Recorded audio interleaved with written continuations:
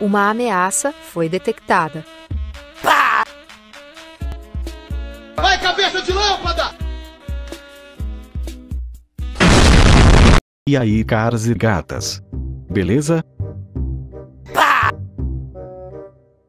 Hoje iremos aprender sobre vírus e bactérias em nossa aula. Então vamos parar de enrolação e vamos juntar conhecimento e entretenimento, porque somos brasileiros e é isso que fazemos.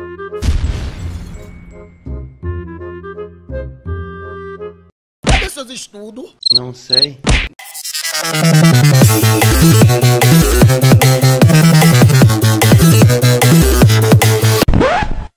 Vírus e bactérias, ou germes se você preferir, são seres que são extremamente pequenos que só são capazes de serem enxergados através de microscópios. Eles estão espalhados por toda parte e por todo o mundo em escalas incomensuráveis. Lembrando também que esse assunto tem grandes possibilidades de cair em vestibulares. Os vírus e bactérias possuem características diferentes que os distinguem, porém os dois são considerados germes. Grande parte deles são totalmente inofensivos e podendo ser até mesmo benéficos para nós seres humanos. Porém existem alguns que são tão perigosos que podem até mesmo causar a morte. E morreu. Mas para que vocês não confundam a rebirosca com a parafuseta, iremos explicar cada um deles separadamente. Vírus. Os vírus dentro da biologia não são considerados seres vivos. Mas você deve estar se perguntando: se o amor é cego, como pode existir amor à primeira vista? Sabe? Depois de um tempo me questionando, eu cheguei a uma conclusão. Uma incrível conclusão. Eu concluí que isso não tem nada a ver com o assunto do vídeo.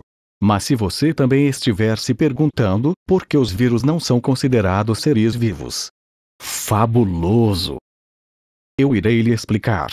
Os indivíduos acelulares, como os vírus, são indivíduos que não possuem nenhuma célula, então não são considerados seres vivos, e não são células pois não têm o seu próprio metabolismo. Por causa disso eles são considerados parasitas. Os vírus são indivíduos tão miseráveis que o único objetivo na vida dessa bagaça é infectar as células que estão lá de boas fazendo as suas coisas de células. Quando de repente chega o vírus para infectar e começa a utilizar o mecanismo da célula para realizar as suas funções necessárias, é como se fosse uma possessão demoníaca dentro da célula.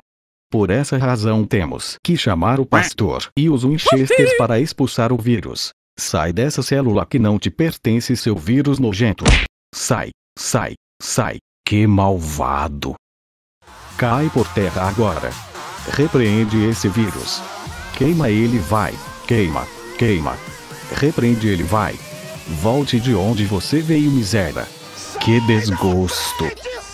Adeusinho. Puf.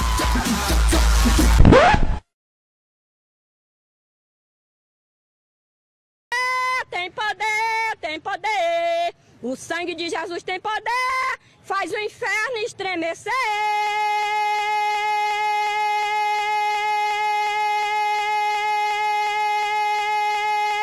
Tomou uma jabiraca.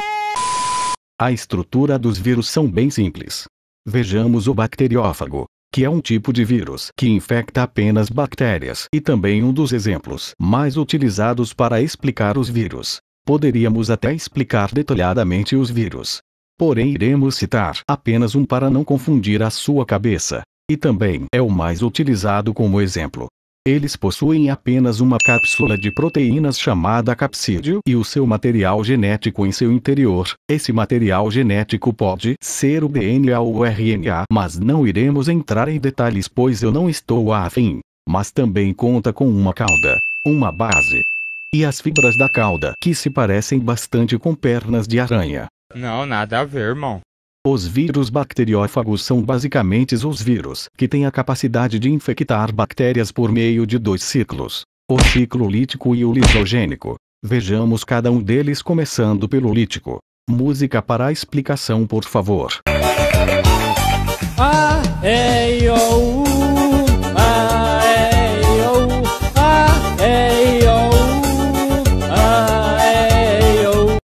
música de ação, por favor.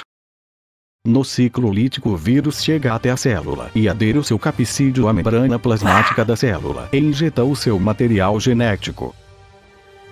Todo o material genético que foi injetado começa a sintetizar novas proteínas do vírus, e cada proteína consequentemente forma novos vírus.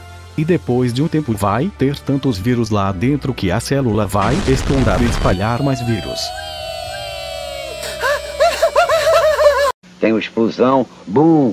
E esse processo irá se repetir várias vezes. Mas podemos também nomear esse rompimento da célula de lise, ou lise celular se preferir. Então, se ocorrer a lise, temos o ciclo lítico. Deu para entender, né? Mas agora vamos falar do ciclo lisogênico, mas para isso vamos voltar até o ponto onde o vírus se acomoda em cima da célula.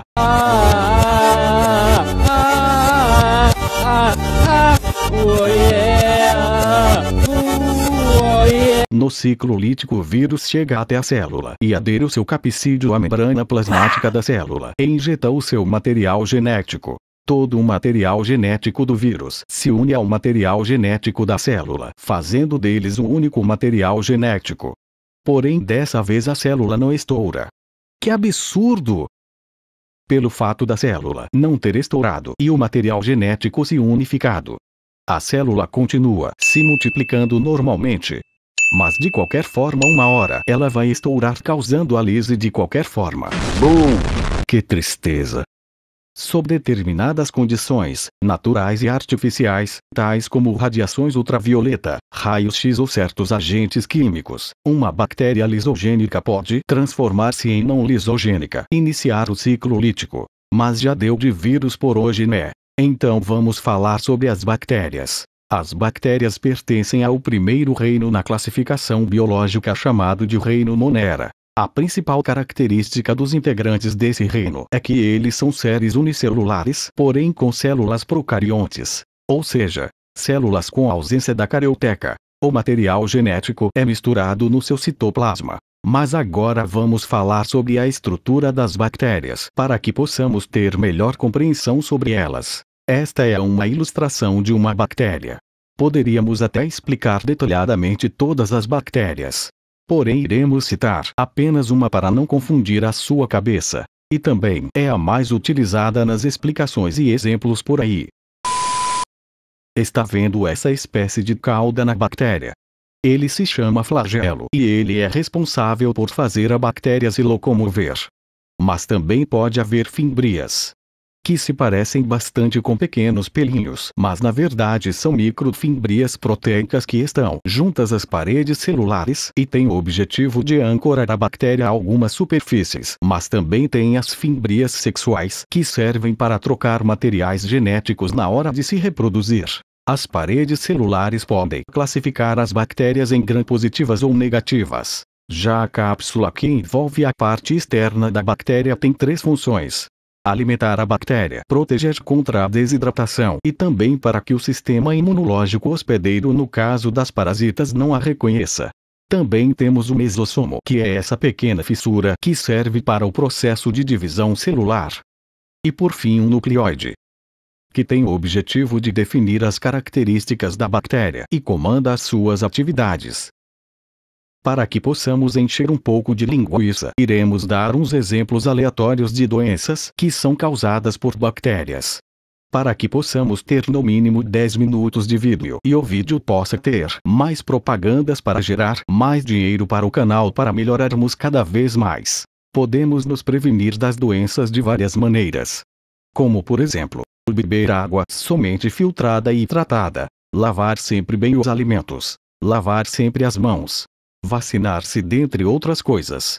Mas sem essas prevenções podemos adquirir algumas doenças, como por exemplo febre, tosse, diarreia, dentre outros. As bactérias reproduzem-se basicamente por processo assexuado, mais precisamente o processo de divisão binária, que é basicamente uma célula se dividindo e dando origem a outra. Tchau.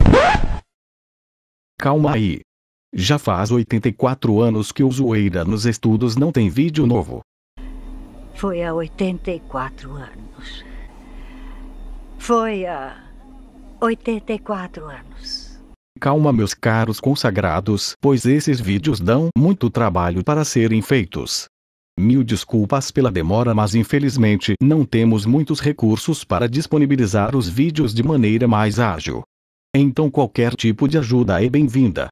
Gostaria de mandar um "e aí, beleza?" para a Milly, pois postamos recentemente nas nossas redes sociais se vocês gostariam de aparecer no vídeo, e ela comentou que gostaria. Então, e aí, beleza? Tchau.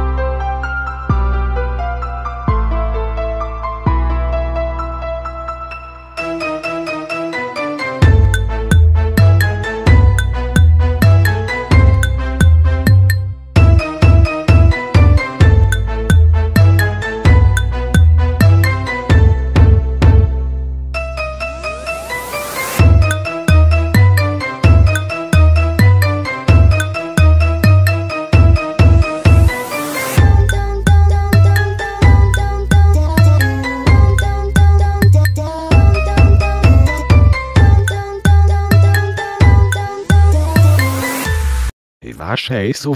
O livro do Anne foi da Dark Street Opsidaral.